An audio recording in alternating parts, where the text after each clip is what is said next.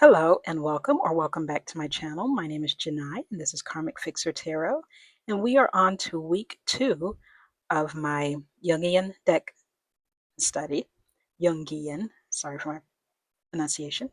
And today we are working with the Emperor, the archetypal father of this particular deck. And there he is. You might notice at the top there was some white outing. But anyway, and I'm using this tarot psychology book and this Jungian tarot and its archetypal imagery. These two books are companion books to the Jungian deck, and they're really helpful in understanding the cards and understanding Robert Wang's inspiration behind the cards. So this is the Emperor that we're going to take a look at today. I think I'm setting a timer. I have a regimen that I like to do, or that I've started doing, to study the cards. I set a timer for maybe about 15 to 20 minutes to kind of just sort of take in and meditate on the card. Um, the cards, this particular deck, originally the cards don't have the names or the planetary associations printed on the cards, so I wrote them out. I was a brand new tarot reader who needed the reference, but I think I'm actually going to white them out because I think these images are more arresting when it's just the image. So please try never mind the whiteout marks. But this is the Emperor. Can take a moment to drink him in a little bit. And one thing that I've been doing as I'm studying the cards, the first thing I'll do is really just kind of concentrate on the card. I'm taking all of the different imagery. Just think about what sticks out to me at first. And one of the things that stick out to me, of course, is the Emperor. He's in the center of the frame.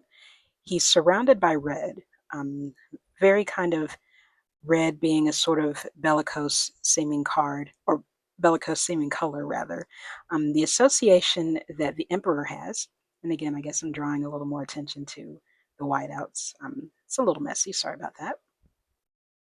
At the bottom also, my bad.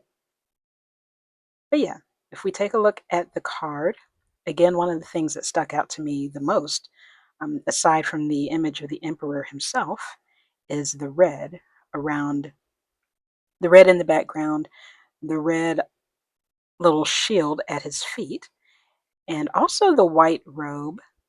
And he has two, yeah, the red again.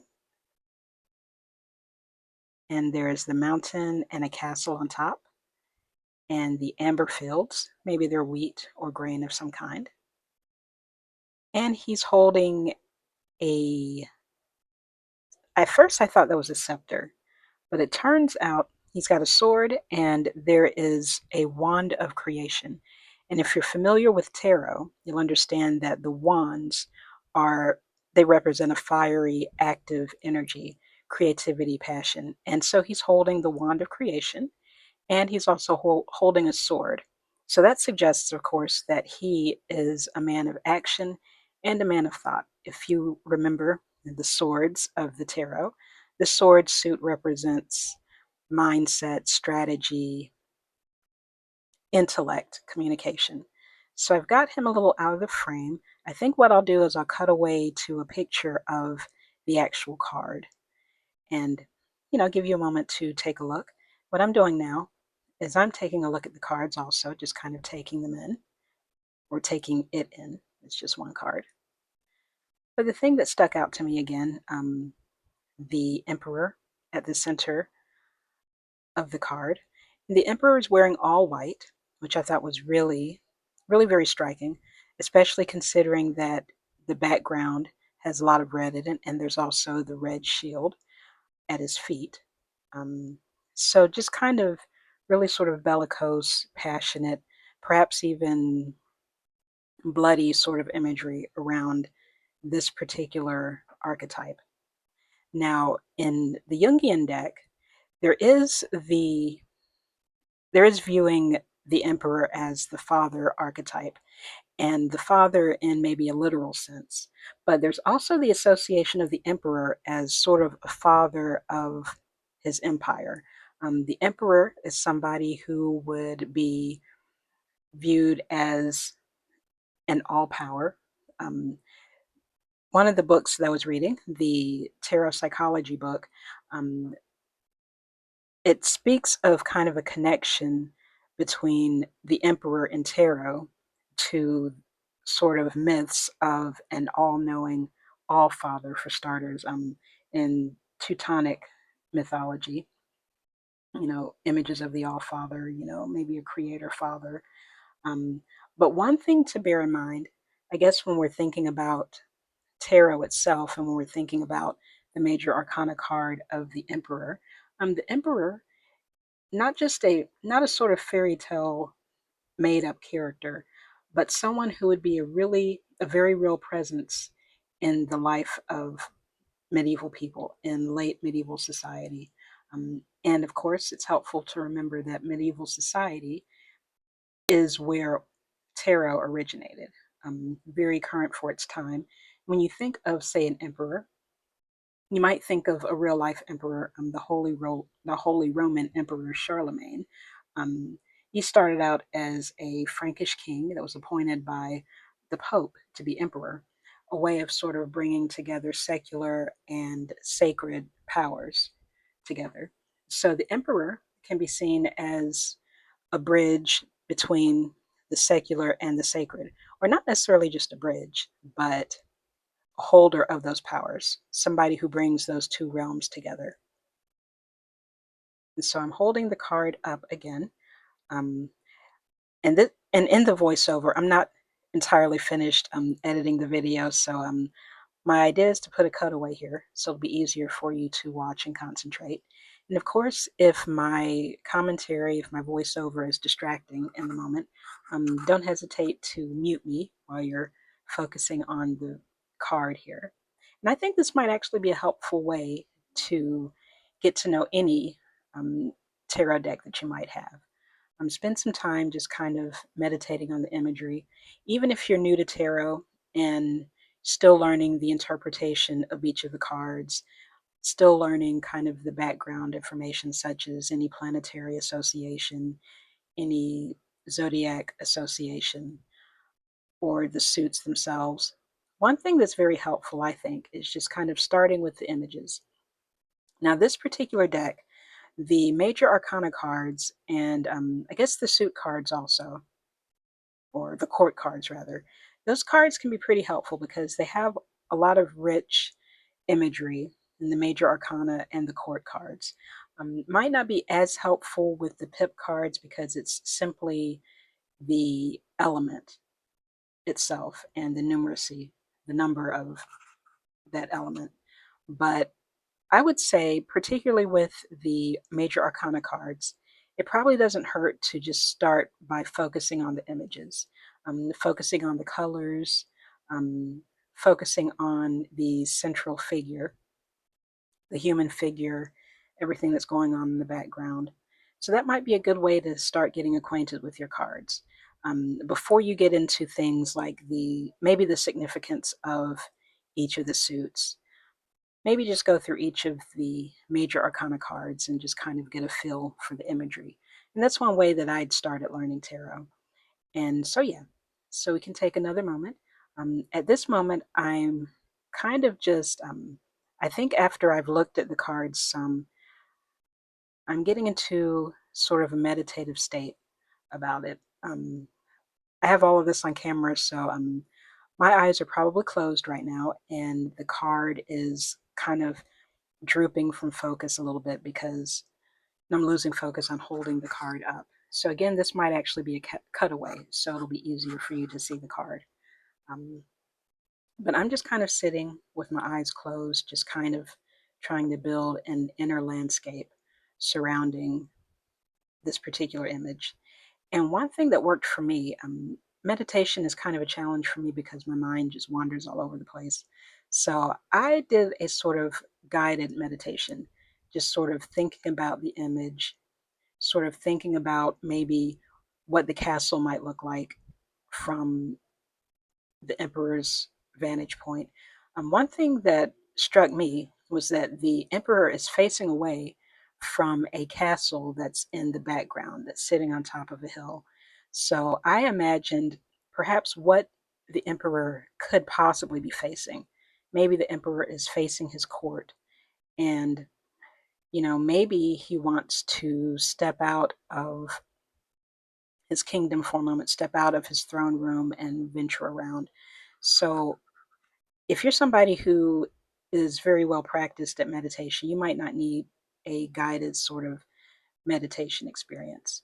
But me, I kind of had to talk it through. For me, I imagined the emperor leaving his throne, walking down a set of stairs through a corridor that led out to the field, the amber fields. And then maybe the emperor needed to touch a little grass before he went about his day. Or maybe this is the end of the day. If you think about the sky, it's dark, but it's streaked with red. And maybe it's the end of the day and he's done his royal duties for the day and needs to maybe briefly get back in touch with nature before he retires for the night. That was just kind of a way that I worked through the card and kind of tried to get a feel for the emperor's energy. And one thing that I've been doing with this particular practice is twice a week, no more than 20 minutes, just taking a look at the card and just kind of spending some time with it. Um, Again, right now my eyes are closed or kind of squinty or whatnot, because it's hard for me to sit with my eyes just closed. And again, my hope is to have a cutaway here, um, so that you don't see this part. This part might look a little bit strange. And yeah, this is probably the point in the meditation where, I'm actually kind of conversing with the card now. I'm just asking questions of the card or just talking through what I'm seeing. And people meditate in all kinds of ways. So, of course, find a way that resonates the most with you. And that's kind of how I like to get in touch with the cards. So, you can take a moment to consider the Emperor. Now, what do you make of the fact that there's a castle in the background? Do you think that's his castle or a castle of another kingdom? Is the kingdom farther away than it appears to be? Is that castle a projection of his kingdom at a distance? Does this represent the distance between the emperor and his people? And what do you make of the amber fields? Could that be grain, just tall grass, or maybe it's another type of vegetation altogether? If you remember last week, maybe it'll be helpful to contrast the empress and the emperor. The empress, she was surrounded by lots of greenery. There were animals in the frame, or there were two animals. There was a dove at her feet and a sea monster behind her.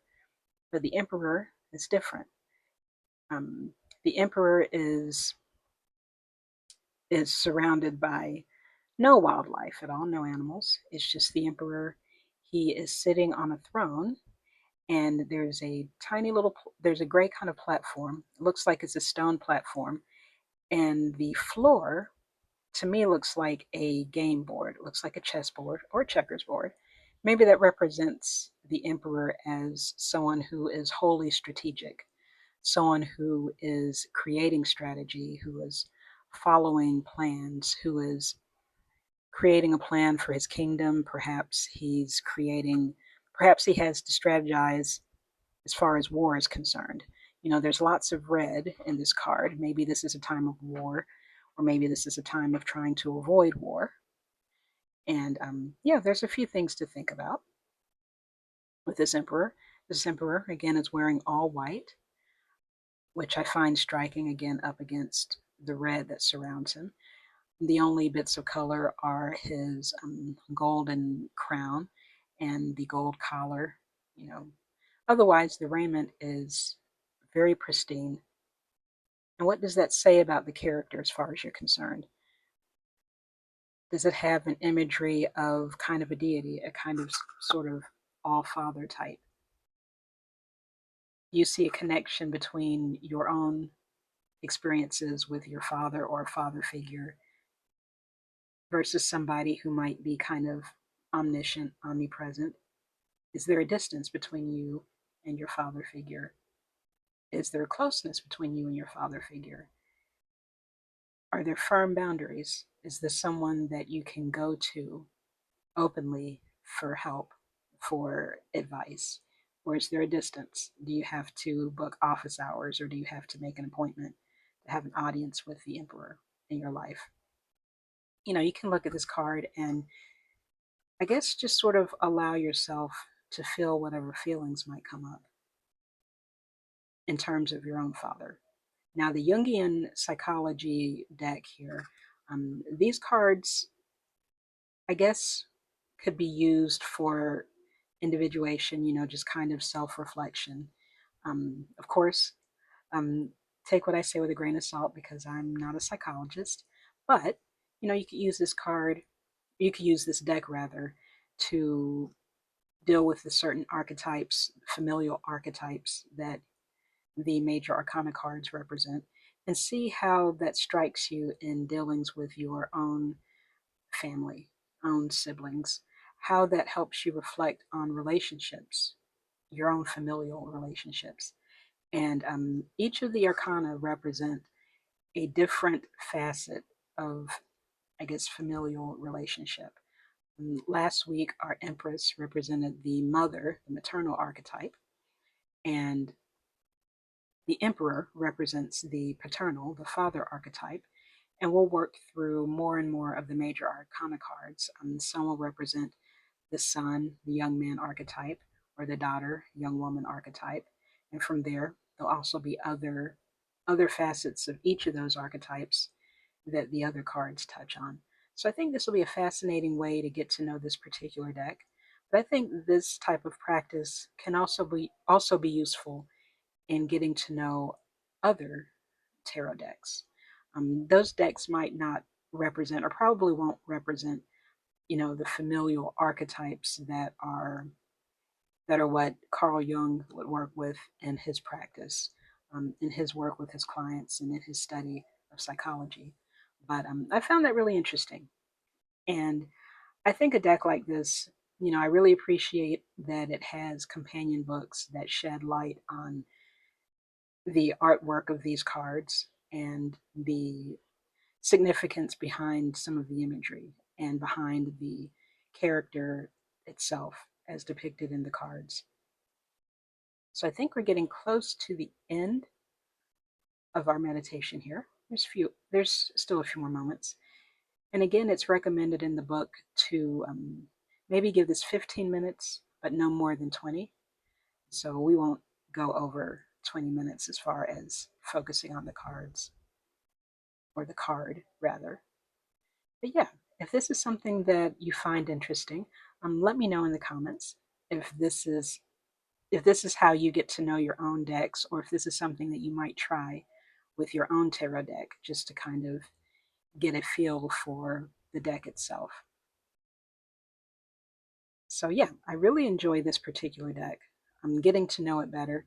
I think I have some readings on my channel where I've used this deck, and the readings were insightful, but they might have been a little surface level as I'm growing as a tarot reader, becoming more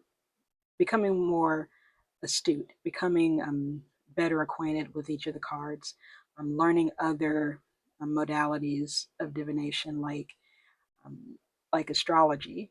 There's generally an astrological or planetary association with a lot of tarot cards as well. This particular card, the Emperor card, has the association with Aries, the first cardinal sign in the zodiac, the cardinal of cardinal signs, as I like to see it, um, a fire sign, a sign that represents leadership, being active, being forward thinking, a sign of passion, a sign of fearlessness, a sign of courage, a sign that would really be beneficial. It would embody beneficial qualities for an emperor, somebody who is forward thinking and brave and willing to step out in front of his people and you know lead where he's being called to lead.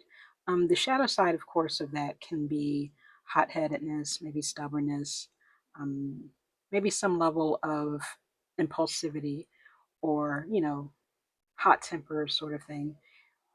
Or, since it's a cardinal sign, cardinal signs, there's the association of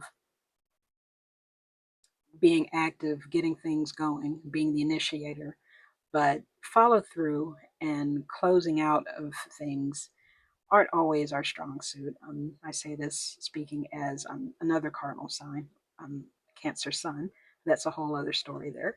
But yeah, so that's one thing to consider. The zodiac um, associations with these cards, that if you're a new tarot reader, those will come in time. Yeah, I think we're drawing to the end of our practice here. We're coming to the end of our video. Probably another few moments of interacting with the Emperor here. One thing I like to do when the time is past, I like to do something to ground myself. At this point, I'll probably take a quick stretch. What you might want to do is, if you need to stand up, maybe stamp your feet into the ground, do something that will, you know, bring you back to, bring you out of the experience with the cards. I'm just kind of doing a few neck rolls, just shaking it out. And yeah, so that was my study of the Emperor deck, the Emperor card in the Jungian deck, and I hope you enjoyed this video. Let me know what you think in the comments, and if this is your sort of thing, please subscribe, and until next time.